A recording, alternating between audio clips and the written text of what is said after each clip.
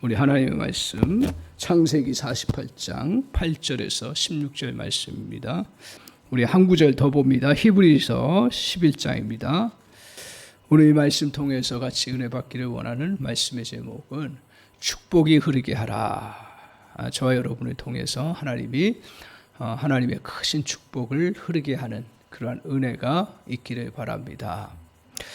누구나 거의 다 동일할 것 같아요. 특별한 사람 외에는 누구나 원하는 게 있는데 그것 중에 하나가 좋은 집을 갖기를 원하지요. 왜 그렇습니까? 삶의 질이 좋아지고 편안하고 또 쉼을 잘 누릴 수 있기 때문에 그렇습니다. 좋은 집의 조건들이 어떤 조건들이에요? 뭐 우리가 크게 보면 햇볕이 잘 들어오는 집이 좋은 집이잖아요. 어둡고 캄캄하고 그런 동굴 같은 데서는 살 수가 없죠. 햇볕이 잘 들어오는 그러한 집이 좋은 집이고, 또 환기가 잘 되고 바람이 잘 이렇게 깨끗한 공기가 잘 들어올 수 있는 그러한 그런 곳이 좋은 집이고, 요새는 또 어떻습니까? 뭐 어디를 놀러 가도 경치가 그렇게 중요해요. 그래서 멋진 산을 보고 또 밖에 뷰가 좋은 그러한 곳이 좋은 집이다. 보통 이렇게 이제 좋은 집을 이야기하죠. 또 한편으로는 내적 시설, 그 집의 시설들이 어떤 집이 좋아요? 뭐 우리나라야 지금 워낙 이제 이 좋은 집의 조건들을 거의 다 갖췄어요. 특별한 케이스 외에는. 그래서 물이 어떻게 해요? 수돗물이 잘 나오는 곳이 좋은 집이에요, 사실은요. 그리고 또 하수구가 잘 빠져나가는. 물 한번 얼으니까요, 뭐 세탁도 못하고 꼼짝도 못하더라고요. 이게 집이 이제 그런 것들을 갖추어 놓은 것이 바로 좋은 집이죠. 이렇게 이제 외적인 것들은 잘 갖춰 놓으면 좋은 집이 됩니다. 하나님께서 이런 면에서 대한민국은 많이 축복을 해주셨어요. 사실 어느 집을 가도 뭐 바람 잘 통하고 햇볕 잘 들어오고 물 잘 들어오고 배수 시설 잘 돼 있죠, 다. 그런데 내적인 부분에 있어서 좋은 집은 어떤 집일까요? 좋은 집은, 저는 그렇게 성경을 통해서 보면 좋은 집은 우리 살다 보면 어두운 일들이 많잖아요. 그 일들이 집에 오면 그게 그냥 어두움이 싹 몰아가는 그런 가정, 그게 좋은 집이에요. 그렇죠? 또 어떤 집이 좋은 집입니까? 우리가 또 정말 고통당하는 일들이 있고 힘든 일이 있는데 그 힘든 일들 속에서 서로 격려하면서 그걸 잘 빨리 이렇게 탈출시키는, 그죠? 그런 빨리 탈출시키고, 그리고 우리가 살다 보면 좋지 않은 감정과 좋지 않은 기분들과 좋지 않은 그러한 뭐 경험들, 그것들이 집에 오면 싹 그게 그냥 빨리 그냥 하수구에 나가듯이 그런 감정들이 싹 사라지는 그런 집이 진짜 좋은 집이에요. 그래서 시편 118편에 뭐라고 얘기하냐면, 저희가 주일마다 선포하고 있는 것처럼 의인의 장막에는 뭐가 있다고요? 기쁨의 소리가 있다고요. 의인의 장막에는 뭐가 있다고요? 구원의 소리가 있다고요. 건짐받는 놀라운 소리가 있어요. 또 의인의 장막에는 뭐가 있다고요? 여호와의 오른손이 권능을 베푸시는도다. 하나님의 권능을 덧입는 그 가정이 좋은 집이잖아요. 그래서 힘든 일 있고 어려운 일 있어도 그 하나님 앞에 기도하고 은혜를 덧입어서 힘내서 그 어려움을 이겨나가는 과정이, 그게 좋은 집입니다. 이런 좋은 집 이루어가기 위해서 어떻게 해야 되는가요? 가정에 이렇게 축복이 흘러가기 위해서 우리가, 그러면 이 축복은 어떻게 흘러가는가? 어떻게 이루어져 가는가? 좋은 집은 하나님이 그런 축복을 이루시기를 원하는데, 하나님이 세상을 이끌어 가실 때 항상 뭐냐면 통로라는 것이 있어요. 축복의 원천은 누구세요? 하나님이세요. 그런데 그 축복이 우리에게 부어진다고 분명히 약속하시는데 그 통로가 있어요. 그러니까 그 통로가 제대로 연결되어 있으면 그 축복이 흘러가는 거예요.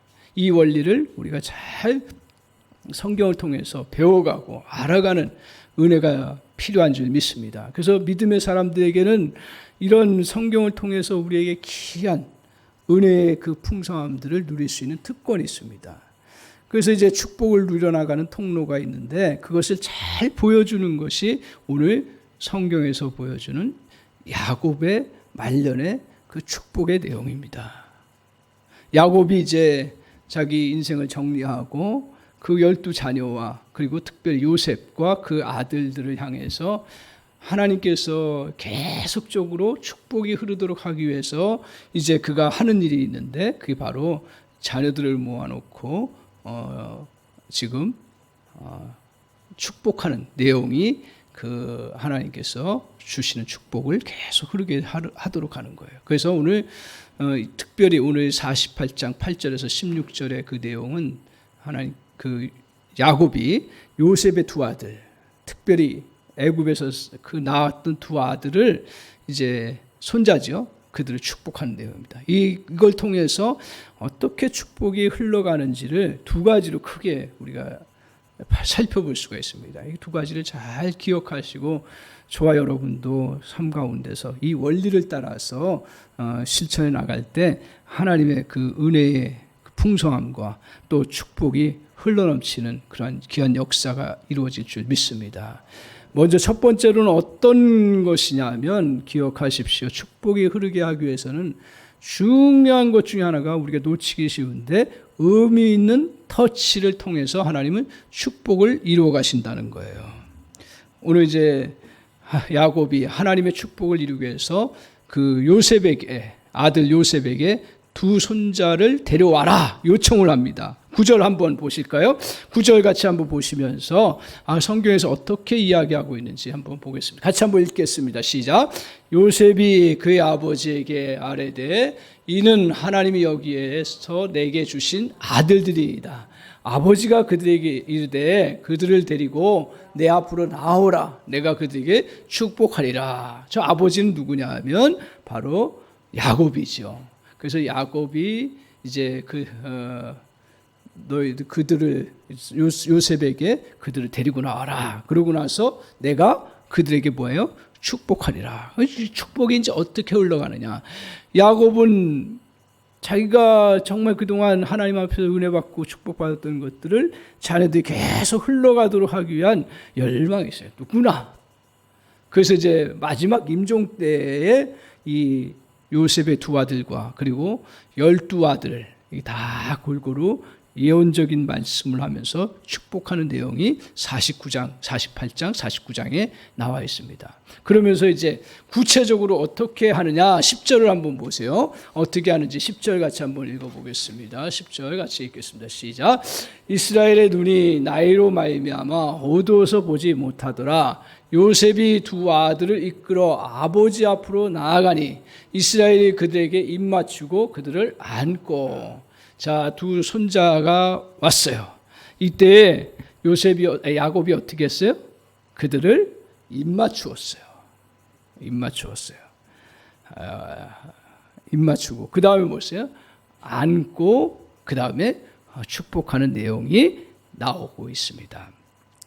오늘 이렇게 야곱은 마지막 임종 속에서 그냥 축복해 줄 수도 있지만 그들을 가까이 오게 하고 특별한 입맞춤의 의미, 거기에 소중함을 담고 입맞추면서 그를 사랑하는 마음을 가지고 축복합니다. 그러고 나서 안아요. 그 다음에 11절에 나올 거예요. 11절에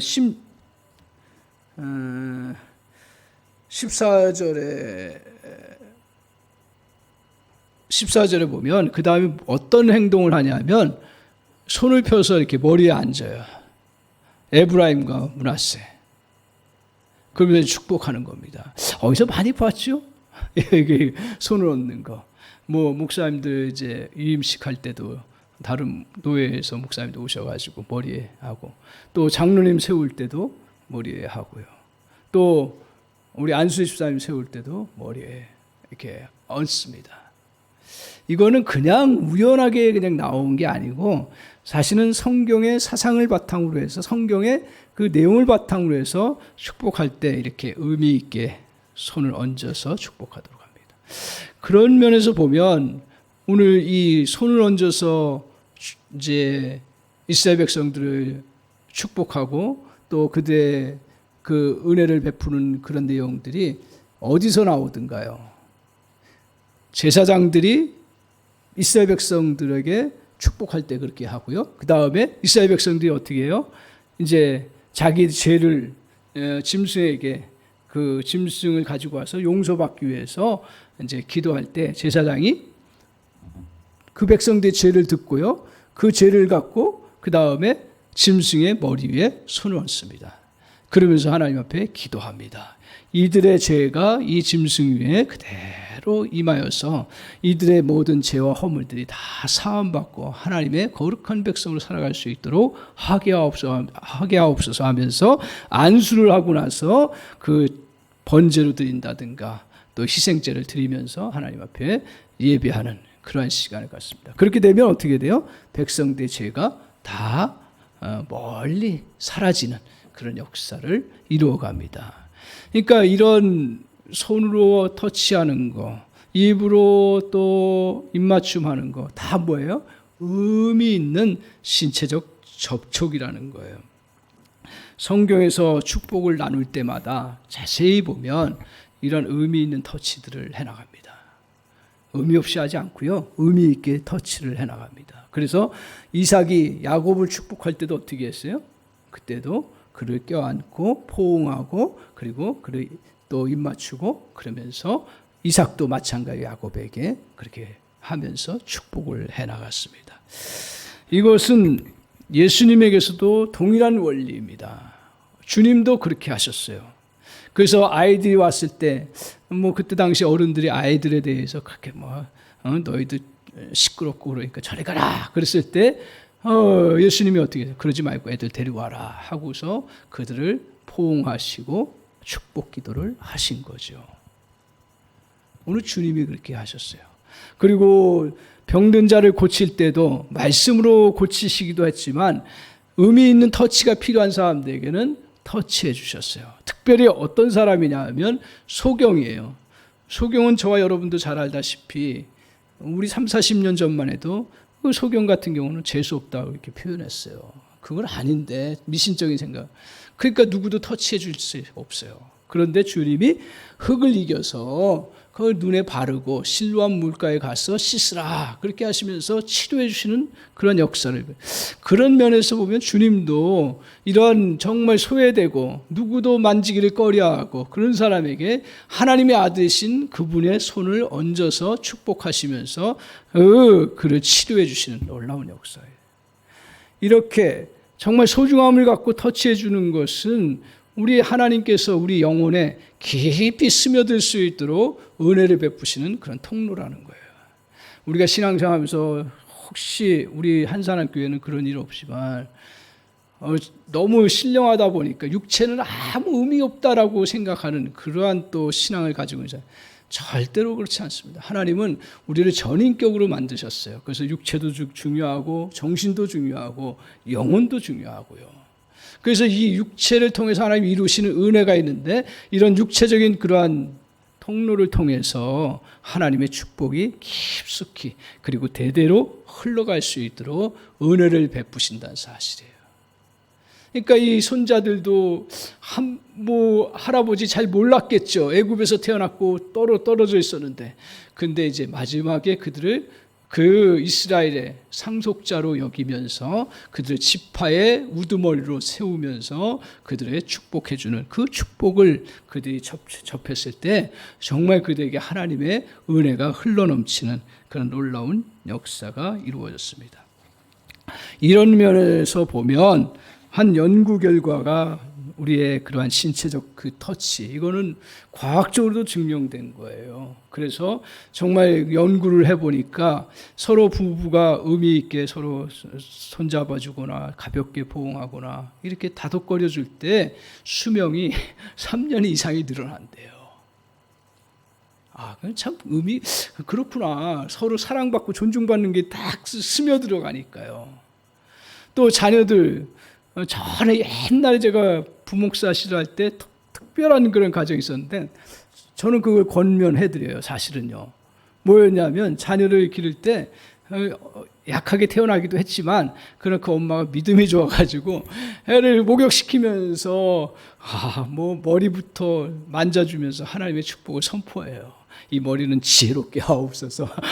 눈은 하나님 제대로 볼 걸 보게 하옵소서. 입은 하나님 정말 말 잘하고 아주 지혜로운 말을 하게 하옵소서. 뭐 곳곳에 제가 그 얘기 듣고 그때 충격받았어요. 그렇구나. 우리 자녀들 그냥 목욕할 때 아이고 더러워 이렇게 씻는 것이 아니라 정말 그렇게 하나하나 축복해 주면서 하면 얼마나 좋을까 그런 생각을 했어요. 그런데 놀랍게도 그렇게 연구해 보니까 그렇게 쓰다듬어 주고 의미 있게 터치하는 애들이 몸무게도 더 늘어나고 빨리 성장한다는 거예요. 사람이 참 희한하구나. 짐승도 마찬가지예요. 짐승도 딱 터치해주고 막 이렇게 해주면 그 좋아하고 막 건강해지잖아요. 똑같습니다. 오늘 이렇게 젊은 사람이나 나이 든 사람들에게 이렇게 의미 있는 터치는 매우 유익한 결과를 가져오는 것이 분명합니다. 그래서 한 영혼을 우리에게 축복하기 위해서 이루어가는 데 있어서 의미 있는 터치부터 시작된다라는 거예요. 오늘 그래서 의미 있는 터치를 주고받은 사람들은 좀 부족하더라도요, 그 안에 그 더 좋은 감정과 그리고 더 좋은 자존감을 갖고 살아가요. 우리 한국 사회는 서로 안아주고 격려하는 사회는 사실은 아닙니다. 많이 좋아지긴 했지만, 그리고 코로나로 인해서 이제 비대면으로 가까이 가면서 우리가 조심해야 되겠죠. 당연히 조심해야 되고 서로 해야 되지만, 그러나 이제 이 코로나가 점점 이제 탈출되면서 우리의 의미 있는 터치까지도 사라지면 안 돼요. 더 확대되고 확장해 나가야 돼요. 그래서 우리가 자녀들 어떻게 하시는지 모르겠지만 중요한 순간 생일 잔치 할 때도 그냥 그것만 끝나는 게 아니라 정말 여러분의 권세를 사용하셔서 자녀들 머리에 안고 해도 돼요. 아버지는 머리 얹고 한다든가, 아니면 좀 그게 너무 쑥스럽다 그러면 손잡고 한다든가, 아니면 한번 포옹해주고 제가 널 사랑한다 포옹해주고 하면서 의미 있는 터치들을 조금 이렇게 개발해 나가는 그런 은혜가 필요합니다. 왜요? 하나님의 은혜가 흘러야 되니까요. 하나님은 그냥 축복해 주실 수도 있지만 우리의 따뜻한 손길과 의미 있는 터치를 통해서 하나님이 더 깊이 영혼에 흘러 들어가는 거예요. 요새 제가 참 우리 교회를 섬기면서 너무 좋은 게 뭐냐면, 우리 집사님들하고 같이 참 짧은 시간이지만 또 의미 있는 터치도 하고, 뭐 자주 못해요. 그렇지만 그렇게 마음을 나누고. 그러니까 어떤 가정이 좋은 가정이에요? 아까 얘기한 것처럼 기쁨이 넘치고, 또 아까 얘기한 것처럼 어둠이 물러가고, 또 아까 얘기한 것처럼 우리에게 서로 격려가 되고 힘을 얻는 가정이 좋은 가정이에요. 다른 게 좋은 가정이 아니에요.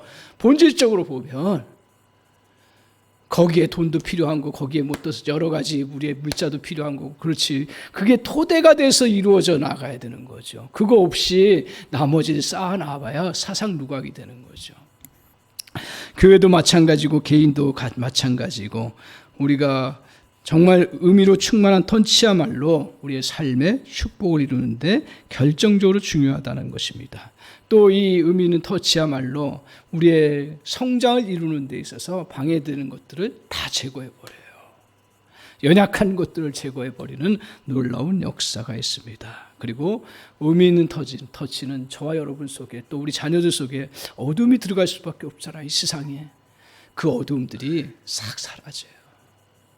막 안에 그 상처, 복수심, 열등감, 이런 것들이 가득가득 들어있을 수밖에 없는 연약한 인생들을 정말 하나님께서 좋은 기회를 주셔서 어떤 축하해주고, 어떤 말을 해주고, 어떤 또 기념을 해나갈 때 이런 의미 있는 터치를 통해서 하나님이 어두움을 다 몰아가게 하시는 놀라운 역사가 있다는 사실을 꼭 기억하십시오. 그래서 2023년도 이제 2월달 맞이하는데, 올 한 해 다시 그래 좀 의미 있는 터치를 좀 해가면서 정말 축복이 흐르게 하고 더 성장하게 나아가는 통로로 하나님이 사용하실 수 있다고 하니까 우리가 그걸 해봐야겠다. 이게 결단하고 실천해 나가는 그런 은혜가 있기를 바랍니다. 그래서 정말 이게 개인, 가정, 교회에서도 이러한 은혜가 자꾸 흘러넘치는 그런 역사가 있기를 주님의 이름으로 간절히 축원합니다. 두 번째로는 오늘 우리가 축복이 흐르기 위해서는 우리가 잘 알고 있는 거예요. 입을 열어서 축복을 전달해야 되는 거예요. 말로 전달해 나가야 된다는 거예요. 오늘 이제 야곱이 손자들에게 나눠주기 위해서 음인 터치를 한 다음에 두 번째 했던 것들이 무엇입니까? 15절을 한번 보세요. 입을 열어서 이제 직접적으로 선포를 합니다. 15절 한번 보세요. 같이 한번 읽겠습니다. 시작. 그가 요셉을 위하여 축복하여 이르되 내 조부 아브라함과 아버지 이삭이 섬기던 하나님, 나의 출생으로부터 지금까지 나를 기르신 하나님, 이렇게 하면서 이제 축복을 쫙 얘기해요. 그러면서 오늘 15절 상반절에 보면 요셉을 축복하여 이르되 이렇게 말로 선포를 해나갑니다. 참 이걸 하면서 우리 마음에 좀 걸리는 부분이 하나가 있어요. 뭐가 있냐면, 야, 내가 그렇게 넉넉지도 않은데 뭐 축복 줄 것도 없는데, 그리고 나는 더 나아가서는 우리가 내가 뭘 애들한테 잘해준 것도 없는데, 이런 자책감이 드는 거예요. 아무것도 주는 것이 없는 것처럼 보일 때가 있잖아요. 그때 용기를 내야 되는 거예요. 오늘 성경에서 보여준 상황을 한번 보세요. 야곱이 지금 가까스로 이제 그 기근에서 헤어나서 그 요셉의 초청으로 들어가서 이제 그 고센 땅에 머물러 살고 이제 살다가 이제 말년이 돼가지고 이제 자기 임종을 앞에 두고 축복하는 거예요. 그 야곱의 입장에서 내가 아버지로서 애들에게 뭘 많은 걸 준 게 없어요. 사실은요. 뛰어난 업적을 남긴 것도 없어요. 그럼에도 불구하고 하나님께서 야곱을 통해서 축복하라고 하신 거예요. 왜? 야곱에게는 그 축복권이 있는 거예요. 하나님이 그 축복권을 주신 거예요. 저 여러분에게도 하나님이 축복권을 주셨어요. 믿음의 사람들에게는 축복권을 주신 거예요. 그래서 우리를 정말 그리스도께서 우리를 택하사 제사장 나라로 세우시고 거룩한 백성으로 삼으시고 아름다운 덕을 선전하기 위해서 하나님의 정말 자녀로 우리를 삼으셔서 우리를 그 하나님의 은혜를 나눌 수 있는 그러한 그 존귀한 백성으로 우리를 인도하셨다라는 거예요. 그래서 저도 어떨 때는 막 걸려요. 막 할 때도 네가 뭘 잘했냐? 네가 뭐 특별한 게 있냐? 좀 뭔가 있어서 이렇게 해야 좀 뭐 되는 것 같은데, 물론 있어서 하면 좋겠지요. 그러나 없어도 오늘 이렇게 축복을 하면서 하나님의 역사를 바라본 거예요. 근데 놀라운 건 뭐냐면 이스라엘 백성들이 이 축복의 흐름이 계속 이어져 가는 거예요. 저는 이스라엘의 그 은혜의 역사, 믿음의 역사에 있어서 은혜의 역사가 어떤 특별한 민족성이나 능력 그런 걸 떠나서 이러한 흐름, 정말 하나님의 그 은혜의 흐름들, 축복의 흐름들을 잘 이어갔기 때문에 그렇다. 저는 그렇게 봅니다. 우리 한국 사회에도 여러분은 어떻게 해석할런지 모르지만 지금 한국은 7위, 뭐든지 7위, 5위, 6위 이렇게 되잖아요. 제가 가만히 일부 설교하고 나서 축도하면서 그 생각이 버뜩 얼마나 어려운 시절마다 축도하고 기도하고 그러면서 말씀으로 정말 이렇게 선포했는지 몰라요. 매일 그 은혜의 복, 은혜와 복을 선포하고 저 그래서 오늘 갑자기 드는 생각이 뭐냐면, 이게 갑자기 드는 생각이에요. 하나님이 우리 민족을 이렇게 축복하신 거, 우리 민족이 부지런하고 열심히 한 것도 있지만 가만히 역사를 살아보면 느끼는 게 뭐냐면 그 복된 나라가 되는 것은요, 그 은혜를 누려나가야 되는 그게 없이는 되질 않아요. 그 복을 어떻게 누렸을까 생각해 볼 때 저는 이런 축복권이 중요한 역할을 했다. 그렇게 생각합니다. 하나님은 또 그 축복권을 통해서 계속 역사를 이루어가요. 그러니까 우리 교회가 정말 좋은 교회가 되려면 어떤 의냐? 서로 축복하는 교회가 되는 거예요. 그냥 숫자 많고 적고 중요한 거 아니에요, 사실은요. 서로 축복하고 격려하고 세워주는 그런 은혜. 그래서 모였을 때 요새 너무 감사한 게 뭐냐면, 뭐 농담도 잘하고 재밌게 하고 막 그러지만 정말 그 마음이 서로를 향해서 축복해주고 격려해주고 세워주는 그 부정적인 얘기 나오는 게 없어요. 난 정말 감사한 거예요. 이게 기쁜 거예요. 얼마나 좋은 건지 몰라요. 그렇지 않아도 우리는 세상 가운데 지치고 힘들고 매일 상처받고 힘든데 교회 와서도 그 은혜를 덧입고 사랑을 누리고 해야죠. 제가 이제 우리 친한 목사님, 이제 만 목사님 잘 아시잖아요. 만 목사님, 우리 뭐 성도님들이 잘 아니까 그 만 목사님 이제 이 목사 나 요새 고민스러워. 뭘 고민스러워요? 그 외갓집에 뭐라 그러죠? 갑자기 부인 집을 뭐라 그러죠? 처가야. 이게 제가 무식해서 그런 게 아니라 가끔 생각이 안 나요. 이 강단에 서 보십시오. 그래서 처가집에 갈 때마다 힘들다는 거예요. 왜 그러냐니까 장인어른은 이제 거의 돌아가실 뻔했어요. 이제 폐렴 증세가 있어가지고 이제 인공으로 이게 음식을 넣고 뭐 이렇게 영양제도 넣고 하면서 이제 보호를 했는데 이게 막히는 거예요. 그래서 이제 병원 의사가 진단하기를 더 이상 이제는 안 된다. 뭐 어떤 치료 방법이 없다. 그 결정해라. 그러니까 아버님이 장인어른이 그래 난 죽더라도 집에 가서 죽겠다. 그래가지고 임종 준비도 다 하고요. 그러면서 이제 집에 갔더니 너무 편한 거야. 집에 갔더니 오히려 좋은 거예요. 그러면서 이제 이 장인어른이 하는 말이 뭐냐면 계속 욕을 한다는 거예요. 무슨 욕을 하냐면 자기 임종 준비하고 막 죽기를 바랬던 그 자녀들 괘씸하다 이거죠. 그리고 부인도 섭섭하다라는 거예요. 부인도 자기 죽기를 바라고 막 장례 준비한다 그러고 막 임종 준비하는 너무 섭섭하다는 거예요. 만날 때마다 욕하는 거예요. 그래서 저한테 그 얘기를 하는 거예요. 목사님, 그때는 목사님이 사이니까 목사님이니까 더 할 수 있어요. 장인어른한테 생각을 바꾸세요. 생각해 보세요, 장인어른. 정말 죽을 고비 있을 때 자녀들이 와가지고 간호 다 해줬지요. 그리고 요새는 간병비가 너무 많이 들고 그러니까 연로하신 부인이 어머니가 그렇게 한 달 여병 계속 섬기면서 도와주고 해서 또 집에 모시고 와서 또 자녀들이 돌아가면서 섬기고 헌신했는데 얼마나 수고를 많이 했어요.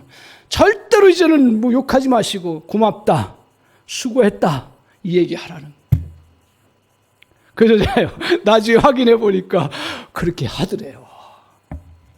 그러니까 자녀들이 힘들잖아요. 솔직히 힘든 거죠. 부모님이니까 당연히 해야 되지만 그러나 격려받고 하니까 요새 더 건강해져가지고 막 그냥 걸어다니시기도 하고 하나님 덤으로 생명의 은혜를 주셨다고 얘기를 하는데 참 어느 가정이고 행복한 가정이고 좋은 가정이냐?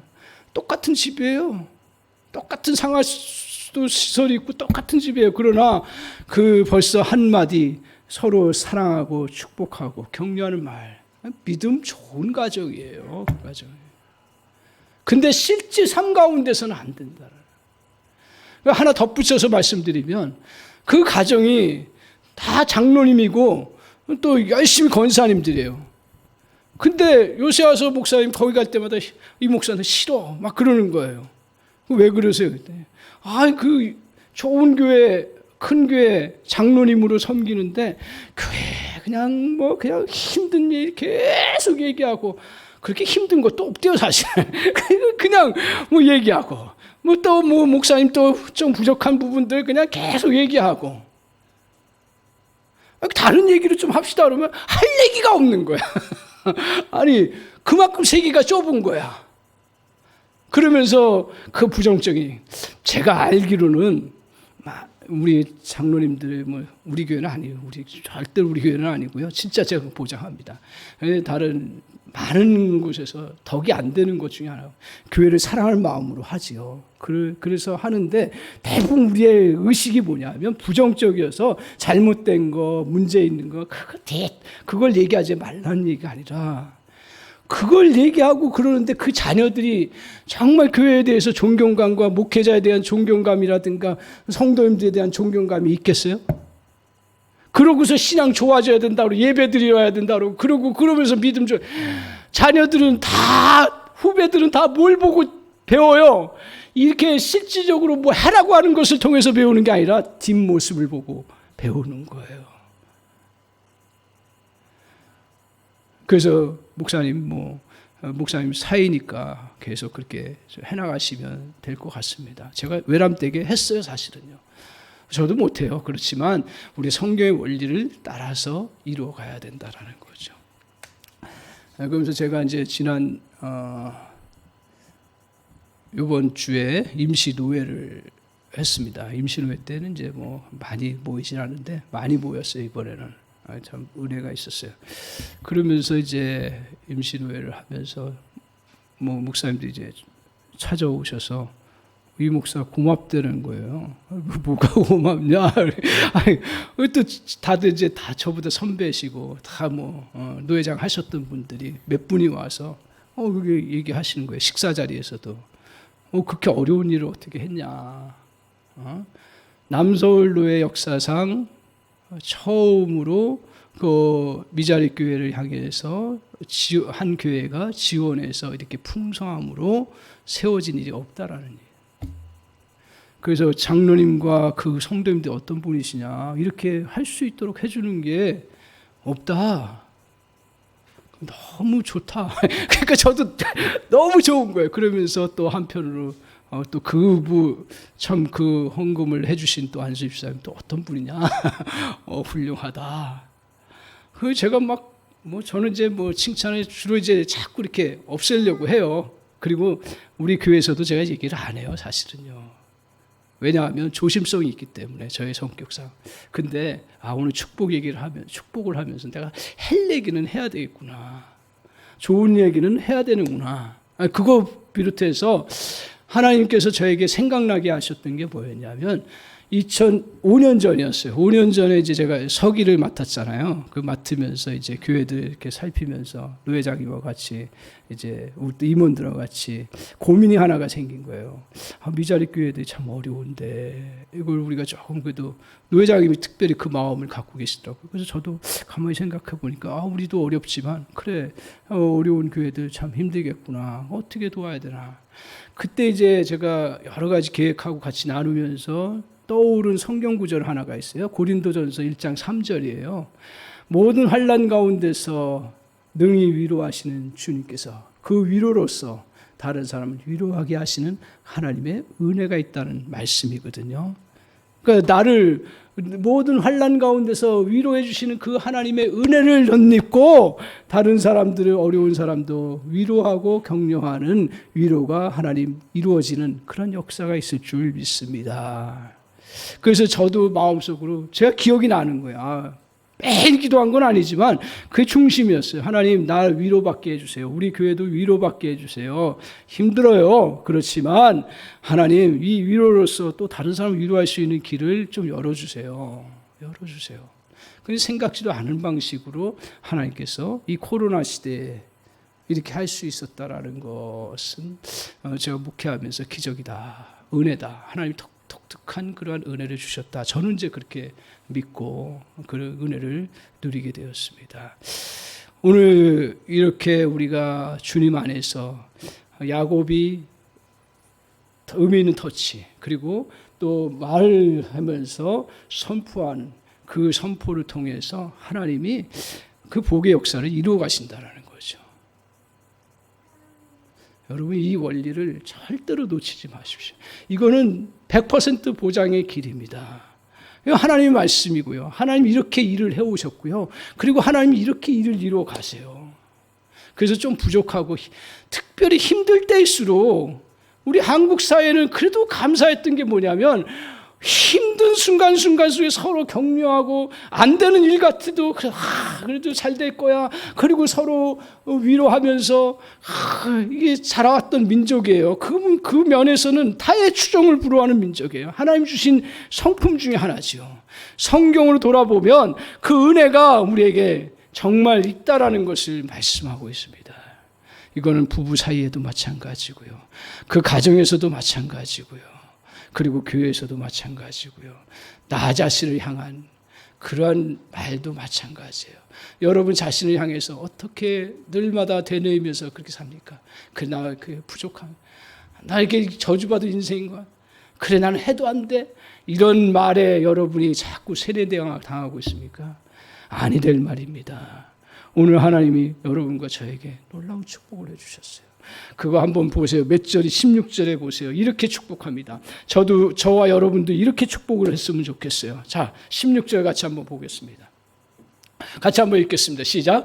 나를 모든 환난에서 건지신 여호와의 사자께서 이 아이들에게 복을 주시오며 이들로 내 이름과 내 조상 아브라함과 이삭의 이름으로 칭하게 하시오며 이들이 세상에서 번식되게 하시기를 원하나이다. 자, 세 가지로 봅니다. 첫 번째는 뭐냐면 나를 모든 환난에서 건지신 여호와의 사자께서, 다 여호와죠. 뭐 사자가 이제 대신한다는 의미에서 그렇게 표현하는데 우리 하나님께서 어떻게 했다고요? 모든 환난에서 자기를 건지신 하나님이시다. 이 하나님이 우리 자녀들에게도 그런 은혜를 베풀어 달라는 얘기예요. 그 은혜는 뭐예요? 오늘 창세기 28장 15절에 뭐래요? 내가 내게 축복하는 것들을 다 이루기까지 내가 너를 떠나지 아니하고 내가 너를 항상 곁에서 함께 해주시겠다고 하는 약속의 말씀, 창세기 28장 15절 말씀대로 야곱이 그 삼촌 라반 집에서 20여 년 동안 고통당하면서 힘든 생활 속에서 나왔을 때 가나안 땅에 안전하게 돌아올 수 있도록, 그때 당시에 거부가 되어서 돌아올 수 있도록 축복해 주셨던 그 하나님. 그래서 오늘 야곱이 뭘 기억하냐면 하나님 우리 자녀들 믿음의 땅 가나안 땅으로 돌아오기까지 하나님이 놀라운 은혜로 함께 해주시고 보호해 주셔서 믿음의 땅에 거하게 해달라는 이야기는 똑같은 얘기예요. 나를 보호해 주시고 우리 자녀들을 보호해 주셔서 이 악한 세상에서, 불신의 세상 속에서 우리 자녀들이 믿음 안에 돌아오게 해달라고 하는 거 첫 번째. 그리고 믿음의 그 은혜들을 누려나갈 수 있는 거, 그걸 이야기하고, 두 번째는 뭐예요? 그 다음에 내 이름과 내 조상 아브라함과 이삭의 이름으로 칭하게 하시오며. 이 말은 다른 말로 우리가 많이 들은 것처럼 아브라함의 하나님, 이삭의 하나님, 야곱의 하나님, 그 하나님이여 하면서 기도하잖아요. 이건 뭘 상기시켜 나가는 거예요. 우리 하나님이 아브라함과 이삭과 야곱에게 약속하신 것들을 그대로 이루시는 하나님, 그 약속대로 우리를 이루어 주시는 은혜가 있게 하옵소서. 우리 자녀들이 이 약속의 말씀 그대로 붙잡고 그대로 하나님 정말 믿음의 아름다운 가문들을 이루어가는 은혜가 있게 하옵소서. 이 축복이에요. 우리 잘 못할 줄 알아요.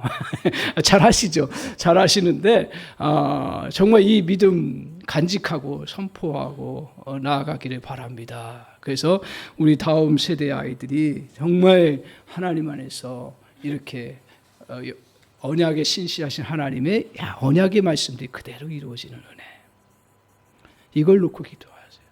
이런 우리의 이 비전의 언어. 그 다음 보세요. 그 다음 뭐라고 했어요? 이게 절대 나쁜 게 아니에요. 우리가 축복과 번성은 절대로 나쁜 게 아니에요. 우선이 틀려서 그렇지. 하나님 그 원칙을 세우고 그 다음에 뭐라고 했어요? 이 세상에서 끝에 이들이 이 세상에서 번식되게 번성하게 해달라는 얘기예요. 번성하게 해달라는 거예요. 자녀가 번성하고 축복들 후손들이 번성하고 그거보다 더 큰 축복이 어디 있어요? 이렇게 번성하게 해달라는 거예요. 그래서 이것들이 정말 어떻게 보면 비전이고 그냥 그림이에요.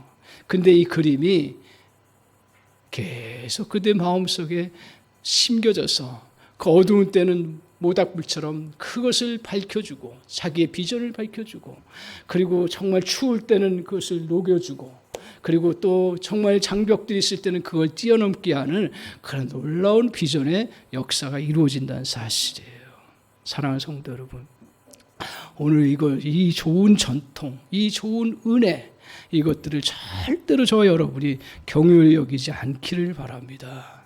그리고 정말 저와 여러분이 이것들을 같이 어떻게 우리가 삶 속에서 녹여낼 것인가, 그것들은 적용하면서 같이 이렇게 해나갈 때 저도 배우고 우리 모두도 같이 배우면서 정말 하나님의 복을 누려나가는 그런 은혜 역사가 저와 여러분에게 이루어지기를 바랍니다.